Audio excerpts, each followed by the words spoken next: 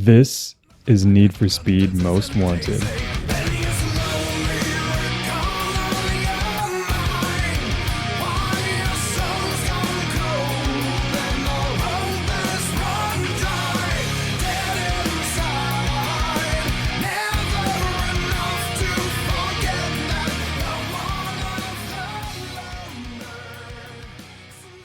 Quick disclaimer, this isn't a comprehensive game review, this is just a glaze piece on one of my favorite games. If this is also one of your favorite games, please drop a like below. Enjoy. The year is 2005. I'm 8 years old, sitting in my parents' living room with a PS2 game I borrowed from my friend at school that day. My life is unknowingly about to be changed forever. Need for Speed Most Wanted is one of the most influential games of my generation. Not just racing games, I mean games, period. Sources report the game has accumulated between 16 to 18 million copies sold worldwide, with sales in the US coming in around 3.9 million.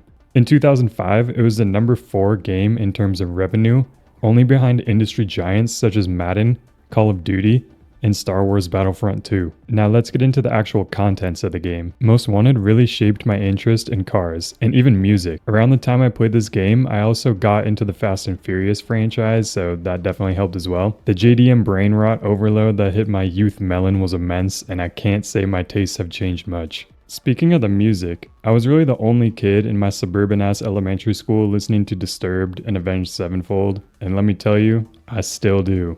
The music matches the vibe of the game so well. Like cutting through traffic in an intense race, listening to Shapeshifter is unmatched. Also, the pursuit music is pure anxiety fuel.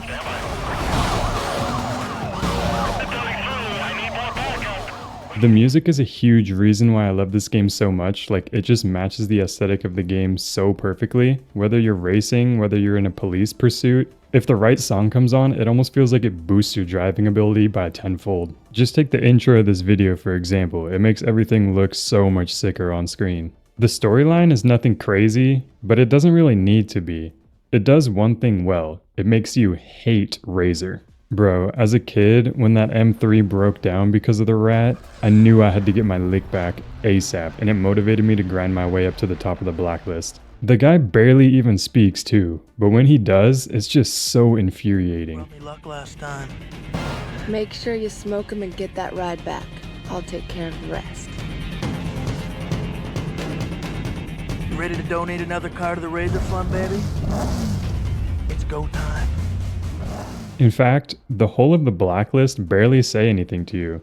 You're just fed a short cutscene introduction and a bio text box, but that honestly was enough back in the day. Regardless of how many speaking lines they had, each member felt unique in their own way. The fact you can pull their pink slip after the boss battle was the icing on the cake. I have memories of sleepovers with my cousins where we would legit just turn off the console and run the boss battle back if we missed out on the pink slip. The boss battles aren't inherently super difficult, but my god, the rubber banding would get insane. I'm talking to you, Earl. Take a look at this clip real quick. I've linked the original video down below. This clip shows just how insane the rubber banding is. They used a mod to place the camera on the opponent's car after he had finished the race to see how fast the game makes the opponent catch up. And right here at this point in the video, I did some math to take the change in distance over 1 second to get a mile/hour number. And homie was cooking at around 242 miles per hour. I mean, that's some Mario Kart level shit right there.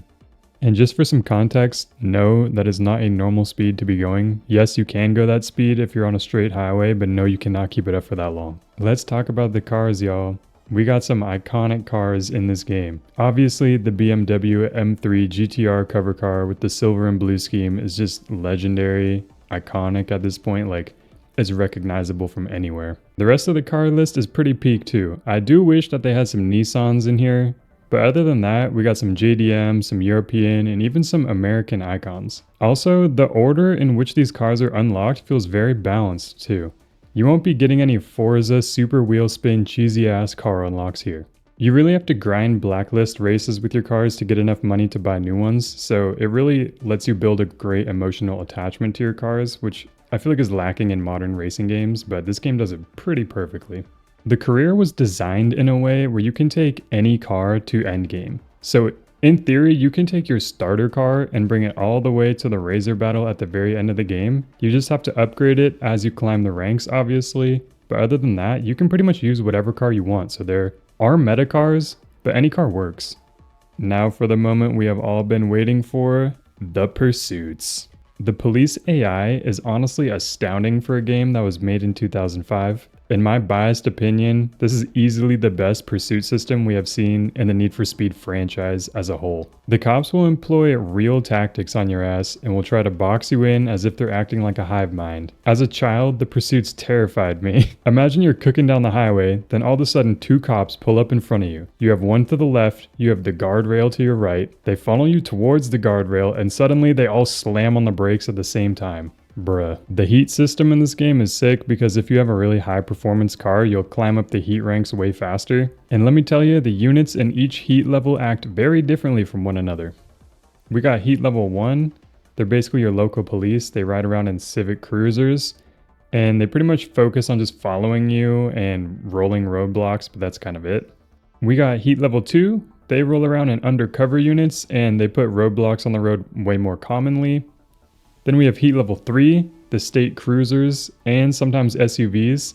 They'll employ pit maneuvers on you, and they have harder roadblocks to break through. Like they'll put their SUVs in there and whatnot, and it's harder for you to smash through the barrier. We have heat level 4. They're just more aggressive basically, and sometimes they send SUVs headed at you the wrong way to try to smash you and stop your progress. Heat level 4 sometimes put out spike strips, which pops your tires and basically makes it impossible to get away from there, so you really have to watch out for spike strips. We have heat level 5. These guys ride around in Corvettes, which are very fast. They're super aggressive. They put down tons of roadblocks, and they also have a helicopter who will search for your whereabouts, so even if you get away from all the cops, you can still get spotted by the chopper. And then we have 6 and above, which is unlocked after beating Blacklist number 1. For example, this footage right here with the Camaro is actually a challenge that you can get if you have the black edition of the game. Something I really want to highlight is the police radio chatter. It is so cool for a game from 2005 with memory constraints on how many audio files they can add to the game have stuff like this in it. When you start driving crazy, you'll hear police chatter about a reckless driver and that they're sending units to investigate. Received numerous complaints regarding a speeding vehicle that was last seen eastbound on Highway 99. I see units in the area on my screen, non-priority calls. Please clear and head up that way. Once you start the pursuit, the officers will call out the make of your car and often the color of your car too. You'll hear the officers give updates on things like roadblocks ahead, where spike strips will be positioned, and what kind of infractions you have accumulated. Dispatch, FBI, you just hit me. This guy's causing a lot of damage. We're gonna have to terminate this chase.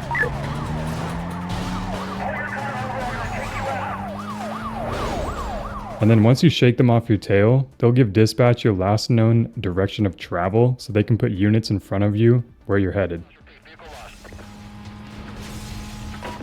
Remaining units, be advised, vehicle went BCB, eastbound on Highway 99. Squad to be set up around the immediate area.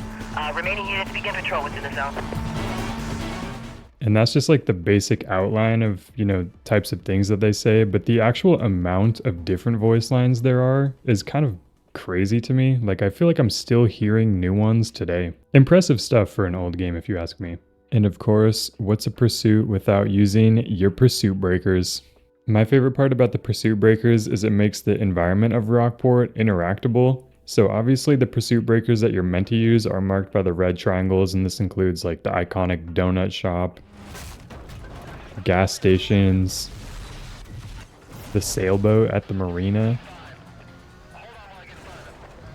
And then there's other things that you can use in the environment, such as like the semi-trucks. You can knock the logs off the back of them and try to have them crush the cops. Now, this is very hard, but if you can pull it off, it's like some movie scene type shit. And something important to note is getting busted by the cops is actually very punishing. If you get busted, you have to either pay a fine or use a get out of jail free card, and then your car is also impounded. If you get 3 impounds on your car, they just straight up take your car away from you. So that's really the main reason on why you want to have multiple cars in rotation. Need for Speed Most Wanted single-handedly sculpted my taste in fast cars and heavy music. It built an aesthetic unable to be replicated to this day. And for these reasons, Need for Speed Most Wanted will always be one of my favorite games. Thanks for watching.